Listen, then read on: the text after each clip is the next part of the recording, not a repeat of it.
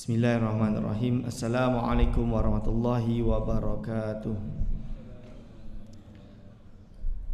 Alhamdulillahirabbil alamin. Assalatu wassalamu ala asyrafil anbiya'i wal mursalin wa ala alihi wa ashabihi ajma'in. Wala hawla wala quwwata illa billahil aliyil azim.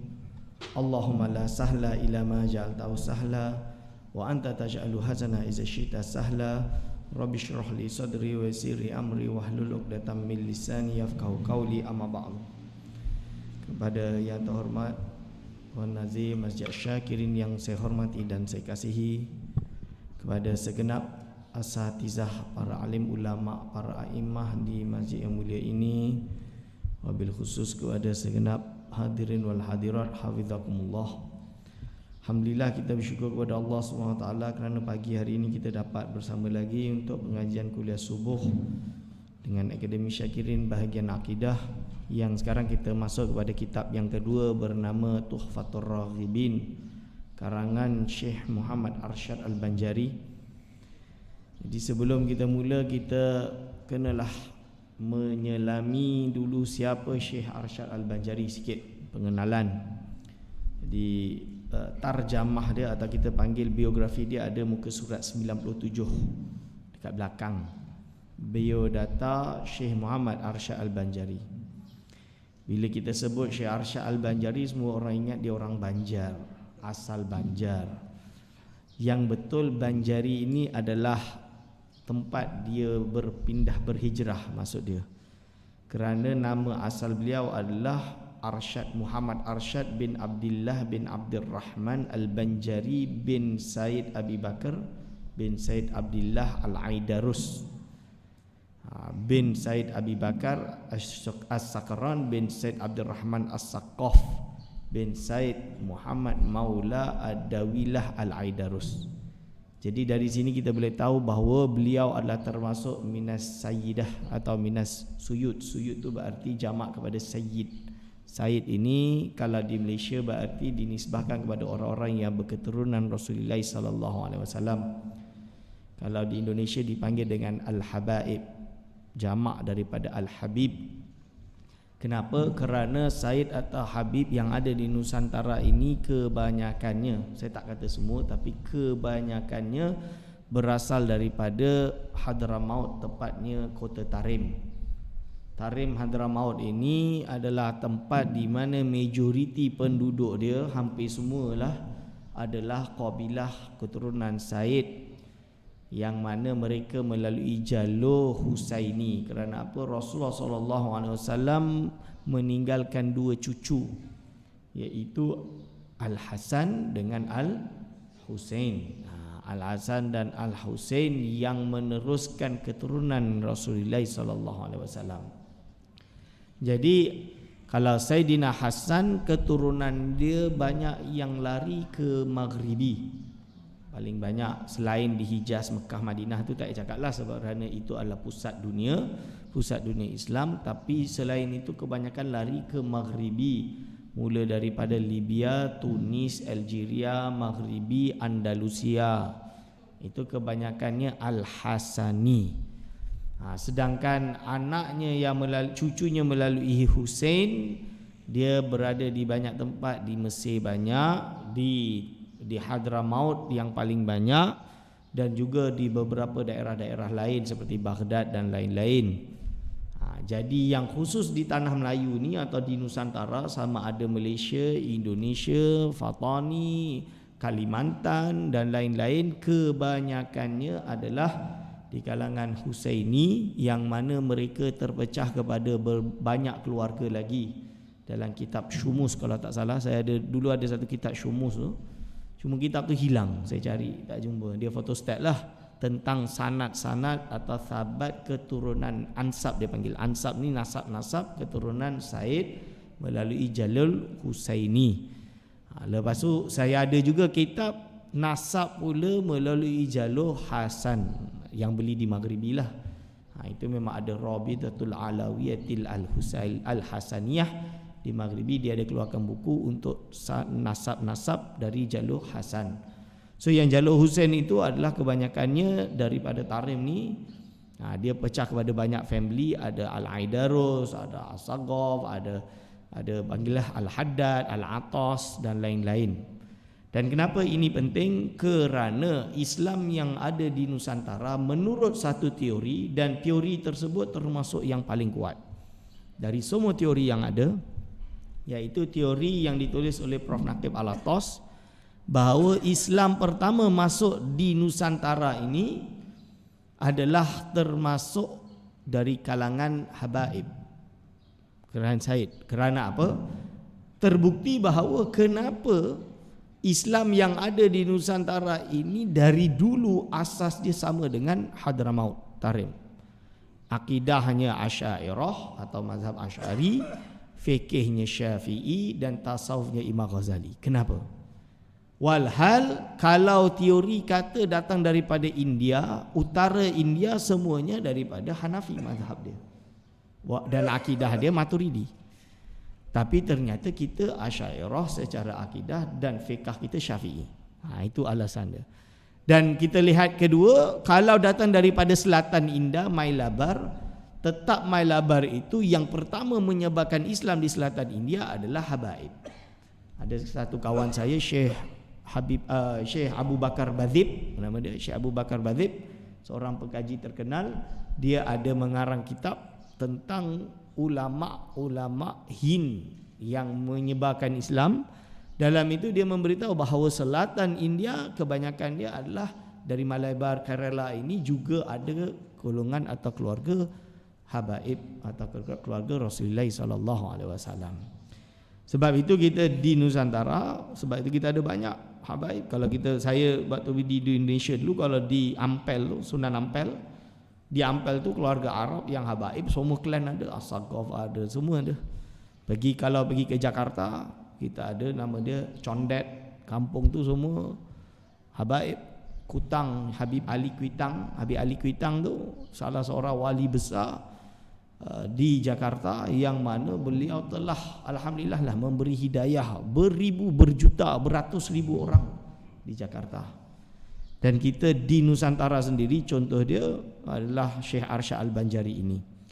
Jadi beliau yang ada di Banjar nanti berpindah ke Mekah untuk menuntut ilmu di Mekah Al-Mukarramah dengan banyak ulama yang terkenal, iaitu ulama-ulama yang boleh tuan-tuan bacalah kat dalam ni, yang boleh dibaca dekat belakang ni nama-nama guru beliau, termasuk Syekh Arsyad Al-Banjari dan lain-lain. Syekh Abdul Rahman bin Abdul Mubin Pauh Al-Fathani, Syekh Muhammad Zain bin Faqih Jalaluddin Al-Ashi dari Aceh, Syekh Muhammad Aqib bin Hasanuddin Al-Falimbani dan lain-lain. Ini adalah guru-guru beliau.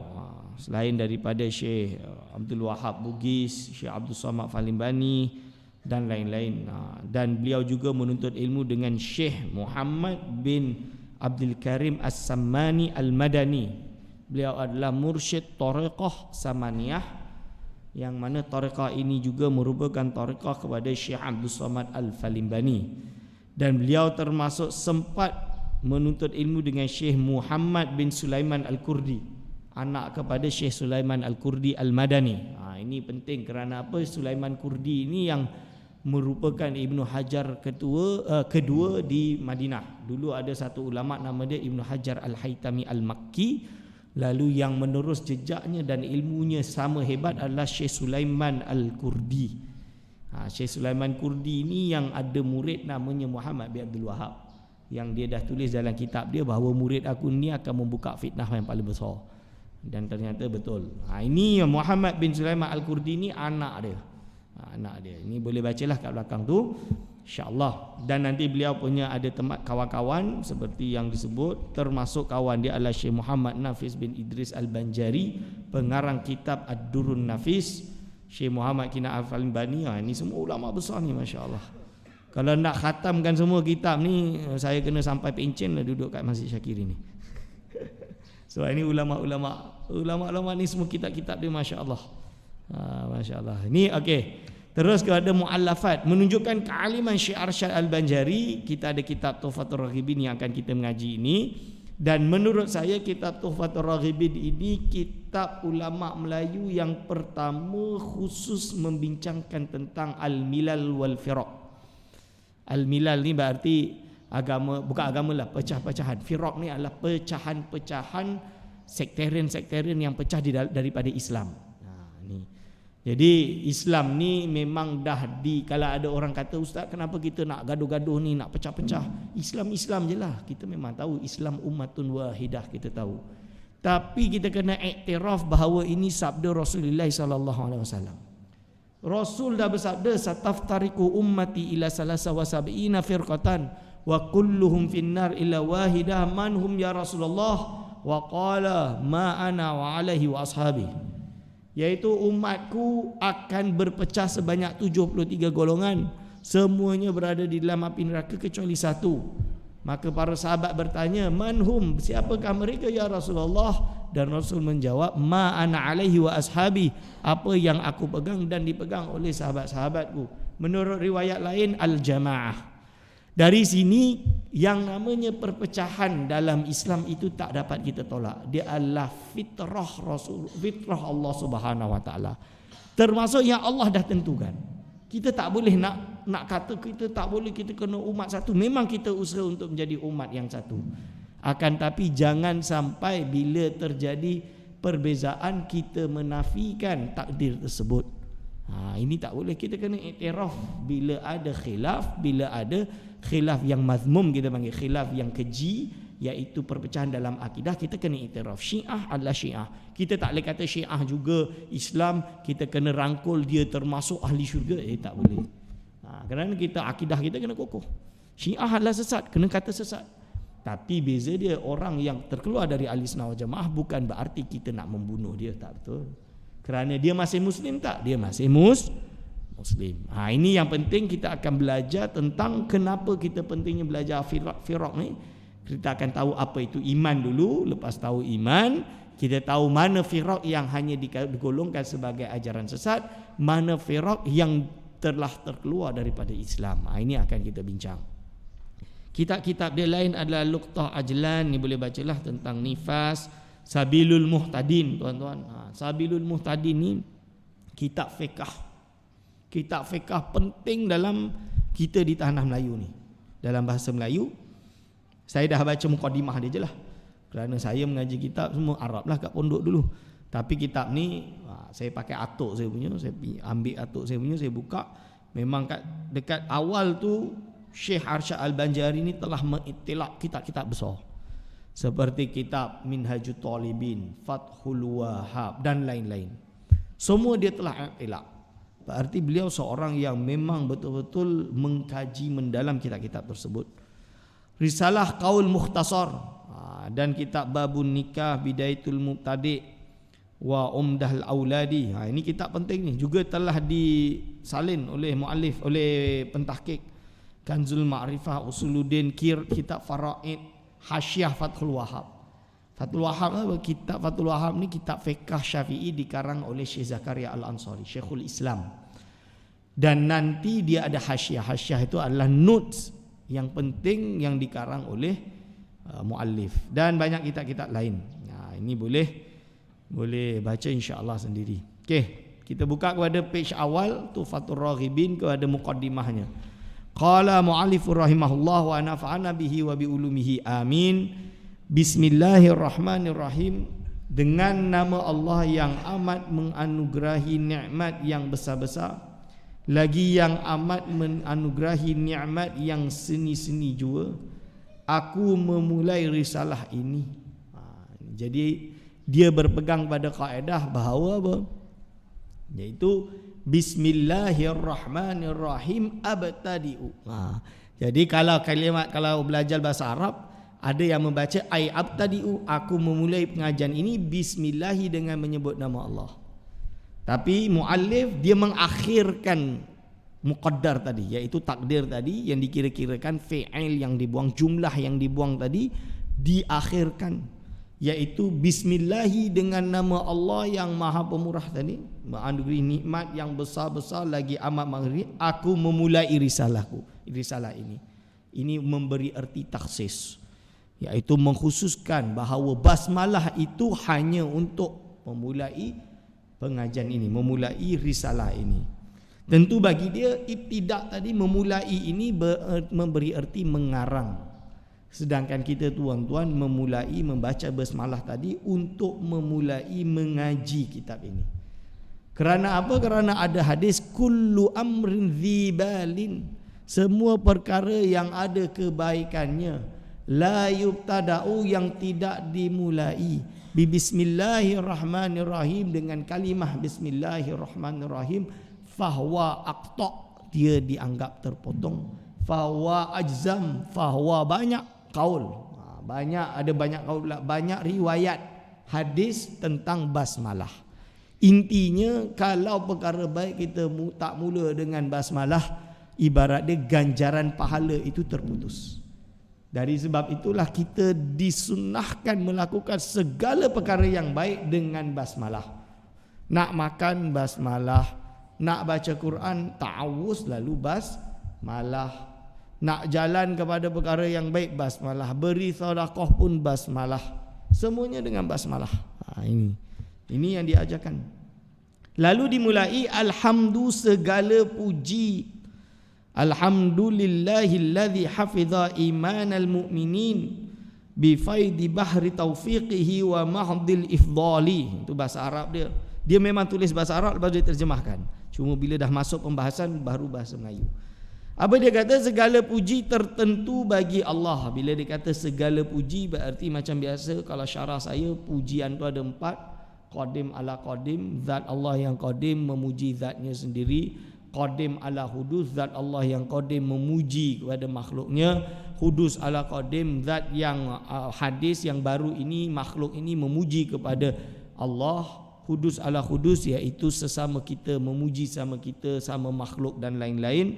Itu tertentu, berarti lam ini memiliki erti ikhtisas, iaitu dimiliki khusus lillahi, bagi Allah Ta'ala. Itu maksudnya. Alladhi hafizal imana, yang telah, yang memelihara iman. Berarti apa? Tuan-tuan dan puan-puan, tujuan muallif mengarang kitab ini agar supaya tuan-tuan ni yang dah mengaji kitab Al-Aqidah Sulaimaniyah tadi, berarti sekarang agar supaya iman itu terlindungi, dipelihara supaya kita tidak terjerumus dengan pemikiran-pemikiran yang sesat, tidak terjerumus pada pemikiran yang dapat menyebabkan tergelincirnya iman. Itu tujuan dikarang kitab ini. Dan yang kedua, dia mengisyarahkan kepada kita semua, siapakah yang memberi iman, tuan-tuan? Siapa yang menjaga iman ni? Tak lain tidak bukan adalah Allah Subhanahu wa taala semata-mata. Sebab itu dia kata alhamdulillahilladzi hafizal iman. Hafiza imanal mu'minin. Jadi yang menjaga iman mukmin ini allazi tadi, iaitu Allah Subhanahu wa taala. Allah yang menjaga. Sebab itu kita memuji Allah Subhanahu wa taala, memberi hamdalah, pujian kepadanya, kerana dialah satu-satunya zat yang melindungi iman kita, dengan harapan kita ini dapat meninggal mati dalam iman. Memelihara iman sekalian mereka yang beriman, bi faidi bahri taufiqihi, dengan limpah lautan taufiknya, iaitu Allah Subhanahu wa taala memberi sabab dan musabab untuk kita mendapat iman dengan cara taufiknya. Taufik itu apa? Iaitu petunjuknya. Allah yang memberi petunjuk kepada kita. Contoh dia, ada orang dalam keadaan lahir mukmin, tapi membesar dalam keluarga yang tidak begitu soleh misalnya. Setelah lama hidup, dah umur 19 tahun, 20 tahun, pergi berkelana belajar di United Kingdom atau di USA misalnya. Ternyata di sana ada masjid. Dia ni memang solat pun jarang. Lalu kawan-kawan dia Muslim dekat United Kingdom, oh where are you from? I'm from Malaysia. Oh let's go pray Friday prayer. Alamak, kena sembahyang Jumaat. Dia pun pergi kerana malu dengan kawan yang Muslim, ikut pergi. Semayang Jumaat. Oh, what's your name? You're a new student, Malaysian student. Oh, Malaysia is a good Muslim. They are like angels. Betul, pergi mana-mana saya pergi. Oh, pergi kat Maghribi tu. Saya hari pertama masuk universiti, duduk dekat masjid tu tengah nak ngaji ni. Oh, ustaz datang. Dari mana? Malaysia. Oh, Malaysia kal malaikah. Dia kata Malaysia ni macam malaikat. Betul tuan. Saya kata. Jadi contohnya si fulan tadi, dia ada di mana? Ada di masjid, diberi seperti itu. Jadi dia rasa segan. Akhirnya gerun. Minggu pertama, minggu kedua pergi masjid. Lepas, where you only come on Friday? Where are you in the Friday solat maghrib for example? No, Isya. Akhirnya malu, datang maghrib, datang Isya. Lama-lama istiqamah solat 5 waktu di masjid. Lama-lama mendapat hidayah, dia balik je Malaysia, beli semua buku-buku agama, baca sendiri. Lepas tu cari ustaz mengaji, mendapat hidayah. Misalan dia. Itu cara Allah bagi tahu taufik. Misalan dia. Ada lagi cara orang bagi taufik, iaitu apa? Biasa ni tak mengamalkan Islam, berjalan sekali plap kena balak. Na'udzubillah min zalik. Allah bagi dia ujian. Bala itu menyebabkan dia insaf. Dia rasa ada sesuatu, akhirnya getaran merasa perlunya Tuhan, akhirnya dia mencari Allah Subhanahu wa taala. Bila dia cari Allah Subhanahu wa taala, mula mencari guru-guru agama, mencari tokoh, dan akhirnya menemukan iman kokoh. Ini taufik Allah Subhanahu wa taala. Jadi Allah SWT memberi hidayah in a mysterious way, dengan cara yang misteri, yang kita tak dapat nak bayangkan. Tapi itulah Allah Subhanahu Wa Taala, taufiknya yang memberi kita iman. Wa mahdil ifdali, dan dengan semata-mata kurniaannya. Jadi iman daripada Allah ini bukan dalam erti Allah Subhanahu Wa Taala memberi iman kepada hambanya yang soleh sahaja. Bagi hambanya yang tak soleh Allah tak nak bagi dia iman. Tak. Allah SWT memberi keimanan murni kerana apa? Kerana adalah ifdal. Ifdal ini berarti apa? Kurniaan Allah Subhanahu Wa Taala. Allah yang memilih siapa di kalangan hambanya yang akan mukmin, siapa di kalangan hambanya yang akan kufur. Ini kena faham. Jadi apa? Kita apapun terjadi, kita kembali kepada Allah. Berarti yang mencipta kekufuran Allah SWT, Ustaz? Ya, baik dan buruk datang daripada Allah. Hanya kerana kita tak tahu nasib kita, saya tanyalah, kita nak jadi orang yang kufur ke orang yang mukmin? Tentu kita nak jadi orang yang mukmin, dengan harapan kita mendapat syurga Allah Subhanahu Wa Taala, dijauhi daripada segala siksaan di api neraka nanti. Jadi ini perlu disampaikan, sampaikan kepada muda-muda kita, anak-anak kita, supaya mereka rajin untuk mengaji dan sentiasa dalam talian iman. Wa nawwarahu bi anwarit tibai awamirihi wajtinabi nawahihi wa islahil a'mali. Dan ia juga yang menerangi iman mereka itu dengan cahaya mengikut segala suruhannya. Jadi cara Allah Subhanahu Wa Taala memberi taufik dan tanda keimanan itu apa? Iaitu Allah menerangi mereka-mereka yang beriman ini dengan cahaya. Cahaya iaitu mengikut segala suruhan Allah. Jadi tanda bukti tuan-tuan ini seorang yang mukmin. Tanda bukti seorang tuan-tuan ini seorang mukmin, kesempurnaannya adalah dengan mematuhi segala perintah Allah Subhanahu Wa Taala. Wajtinabi nawahihi, dan menjauhi segala larangannya. Menjauhi segala larangannya. Tak buat maksiat. Wa islahil a'mali, dan memperbaikkan segala amalan. Memperbaikkan tu apa? Tuan-tuan dah tahu solat, dah tahu, tapi cara solat mungkin masih kurang tepat. Kerana mungkin dipanggil dengan jahil ma'zur. Jahil ma'zur tu tak tahu kerana uzur. Uzur dia sebab apa? Sebab memang bukan yang ada ilmu, tak pandai bahasa Arab. Macam mana nak mengaji kitab ustaz? Terpaksa dengan berguru. Guru mengajar kitab tebal, 10 tahun tak khatam-khatam ustaz. Jadi bab akhir tu tak tahu lagi lah sebab tak khatam lagi. Ini nama dia jahil ma'zur. Faham? Contoh dia, bila dah mengaji baru tahu, oh cara solat macam tu yang betul. Sebab itu kita di Institut Kefahaman Islam Malaysia sejak tahun 2012 kalau tak salah, kita telah mengadakan yang namanya tahsinul ibadat. Apakah itu tahsinul ibadat?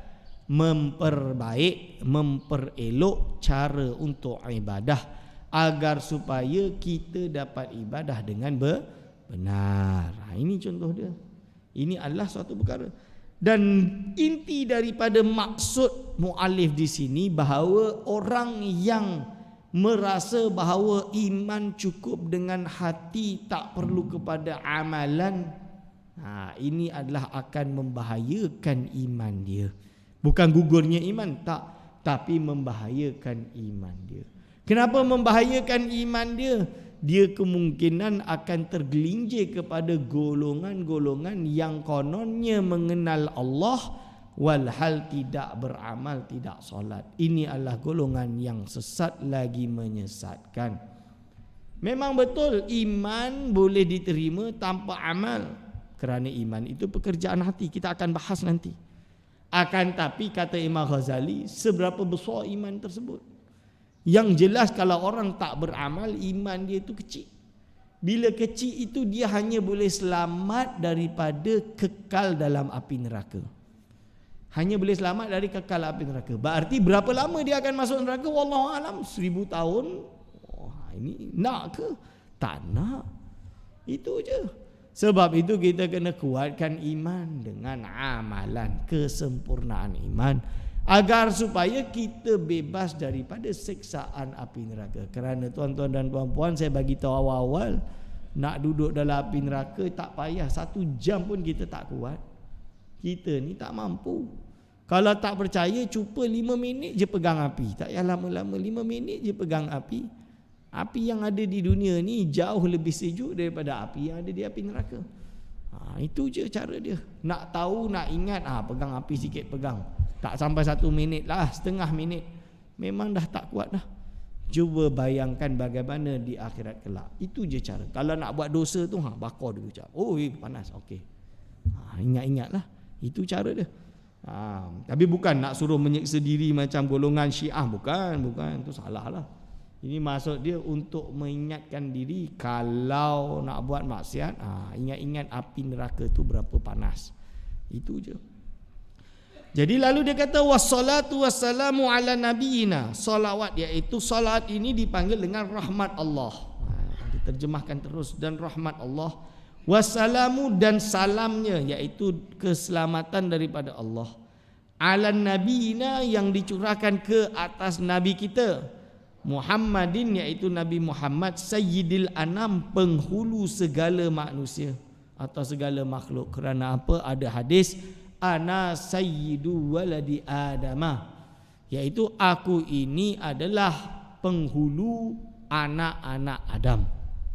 Itu adalah tanda bahawa Rasulullah SAW itu adalah penghulu segala makhluk.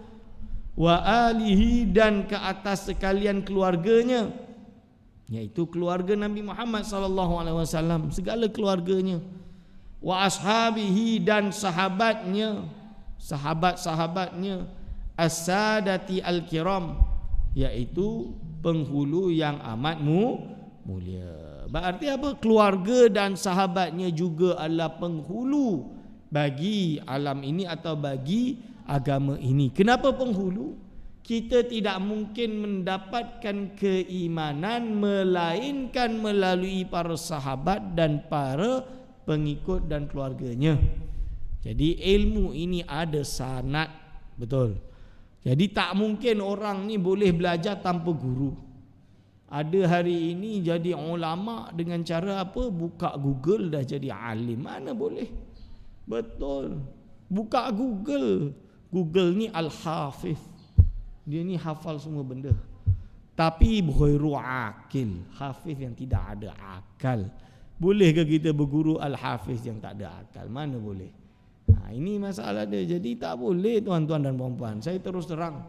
Jangan sampai kita mengaji pakai YouTube, kita mengaji pakai tangan, kita mengaji datang sini duduk mengaji.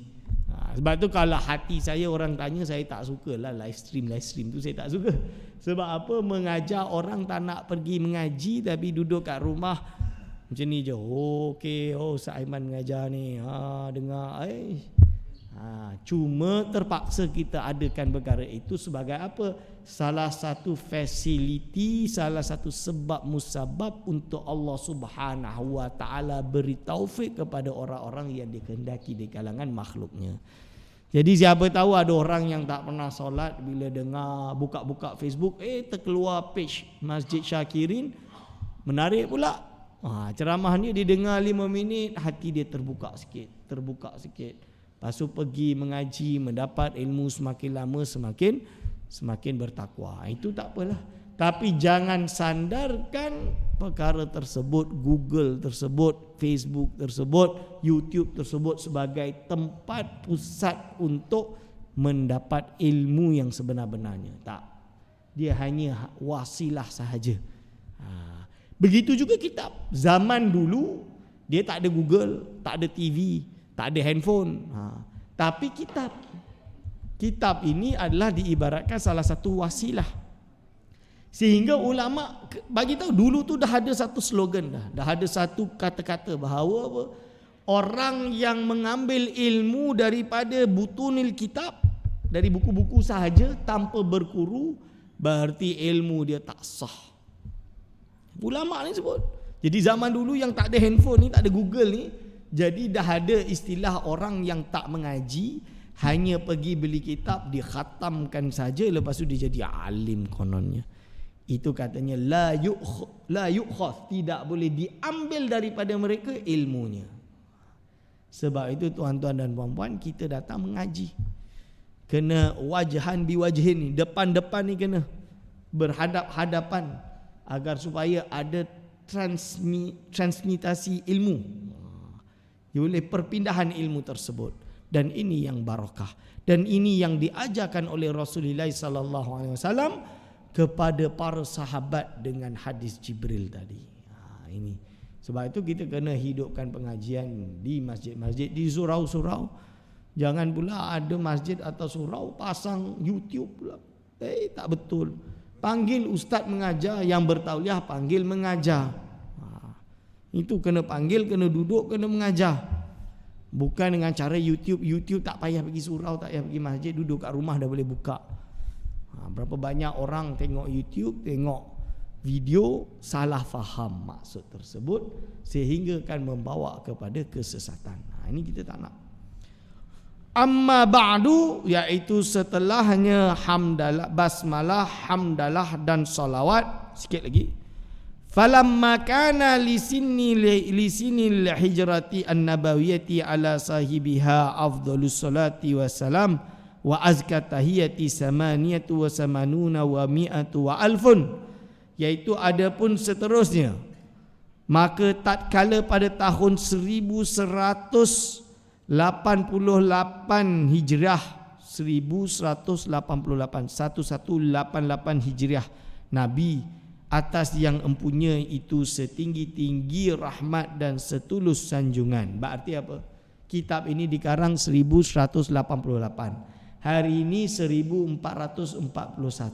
Dah berapa ratus tahun dah kitab ini. Ini turos tuan-tuan, dipanggil dengan heritage. Heritage itu turos. Kenapa kita perlu turos? Kita kena tahu kitab moden yang hari ini kitab semasa ini belum terbukti. Belum ada tajribah, belum ada barakah. Yang lama ni dah dibaca oleh berapa ratus ribu orang, memberi hidayah kepada berapa ratus ribu orang, memberi ilmu yang bermanfaat pada berapa ratus ribu orang. Ini namanya barakah. Sebab itu kitab Sahih Bukhari, kitab yang paling sahih setelah Al-Quranul Karim, barakah dia Masya Allah. Orang mengaji sampai hari ini masih baca kitab Sahih Bukhari dengan harapan mendapat barakah dia. Begitu juga kitab-kitab Turas. Kitab Aj-Jurumiyah ilmu Nahwu. Kitab ni kecil je. Kecil je. Tuan-tuan nak tahu dia dikarang abad ke-7 Hijriah. Tak adalah lama sangat, baru je juga. 700 Hijriah, lebih lama dari inilah. Tapi kitab itu barakah dia, tidak ada pertanyaan dia lagi. Dari hujung barat, negara yang dikarang namanya Maghribi. Hujung barat, hari ini USA lah juga sekali. Sampai ke hujung timur, semua tidak ada pelajar pondok melainkan akan mengaji kitab Aj-Jurumiyah. Tak ada yang tak akan mengaji, mesti mengaji. Dan hari ini saya sedih kalau ada orang ingin membuang kitab Jurumiyah daripada sekolah dia. Dia anggap apa, oh kitab ni kita kena pakai kitab baru, buat silibus baru dengan gambar, dengan apa, itu semua kejahilan. Kitab Jurumiyah tu dipakai. Hari ini pergi ke Qarawin masih pakai, pergi ke Al-Azhar masih pakai. Tak payah pergi situ, kita pergi universiti yang baru, Zaitunah. University College, Zaitunah College yang ada di Amerika, Syekh Hamzah Yusof. Kitab Nahwu dia yang pertama Jurumiyah. Tiba-tiba dekat Malaysia nak buang kitab Jurumiyah, nak pakai kitab yang lain. Jangan. Itu kitab Turas tu. Barakah dia banyak. Ini Turas. Pergilah hari ini, pergi ke Al-Azhar, Bung Uth, masih mengaji kitab Jurumiyah, kitab paling rendah. Sanawi, bukan Sanawi, Ibtidai itu mengaji Jurumiyah. Kat Malaysia nak mengaji Jurumiyah, tunggu dah masuk Universiti Al-Azhar baru nak mengaji Jurumiyah, mana boleh. Jurumiyah kena mengaji sejak form 1. Bukan jangan form 1, kalau boleh darjah 6 dah kena khatam dah. Ini Jurumiyah. So dalam hal ini sama. Kitab ini Turas. Saya memilih kitab ni sebab apa? Kitab Turas. Kita tak payah nak buat kitab akidah baru, tak. Kita pakai yang Turas ini, barakah dia lebih banyak. Talaba minni man la yumkinuni mukhalafatuhu. Telah meminta, iaitu seorang yang tidak mungkin aku mengingkarinya, telah menuntut daripada aku. Ba'du akabiriz zaman. Dia adalah setengah daripada pembesar pada zaman ini. Asyraqallahu qalbi wa qalbahu binuri tauhid wal irfan. Semoga diterangkan Allah Ta'ala kiranya akan hatiku dan hatinya dengan cahaya tauhid dan ma'rifah. Jadi apa? Tujuan mu'alif sekarang kitab ini adalah kerana permintaan orang-orang yang besar. Menurut riwayat, yang meminta Ba'dul Akabir ini, iaitu pembesar pada zaman ini, itu adalah sultan atau pemerintah di Banjar ketika itu, yang minta kepada dia untuk karang kitab ni. Jadi ini adalah permintaan sultan. Banyak kitab-kitab dikarang kerana permintaan daripada pembesar.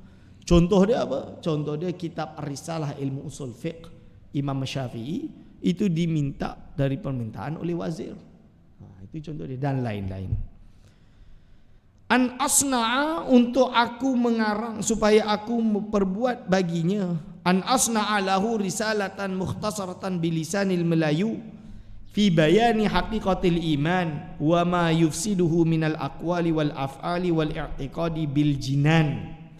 Supaya aku perbuatkan baginya suatu risalah yang ringkas dengan bahasa Melayu pada menyatakan hakikat iman dan barang yang membinasakannya daripada perkataan, perbuatan dan i'tiqad dengan hati. Jadi apa? Supaya dia buat suatu risalah ni yang ditulis dalam bahasa Melayu, biar tuan-tuan boleh faham, yang menerangkan tentang hakikat iman dan apa sahaja yang dapat membinasakan iman. Jadi belajar tentang iman dan akan merosakkan iman itu, sama ada dia sumber daripada lisan, perkataan, daripada perbuatan, dan juga i'tiqad dengan hati. Tiga perkara ini dapat mengancam iman. Fa'ajabtuhu ila dzalika, maka aku perkenankannya pada berbuat risalah yang demikian itu. Wa in lam akun ahlan li dzalika, walaupun aku bukan ahli dalam bidang itu. Jadi ini menunjukkan bahawa muallif pengarang kitab ini Syekh Arsyad Banjari adalah seorang yang sangat tawadhu. InsyaAllah kita berhenti ke sini. Kita sambung pada minggu hadapan. Aqulu qauli hadza astaghfirullah li wa lakum. Wassalamualaikum warahmatullahi wabarakatuh.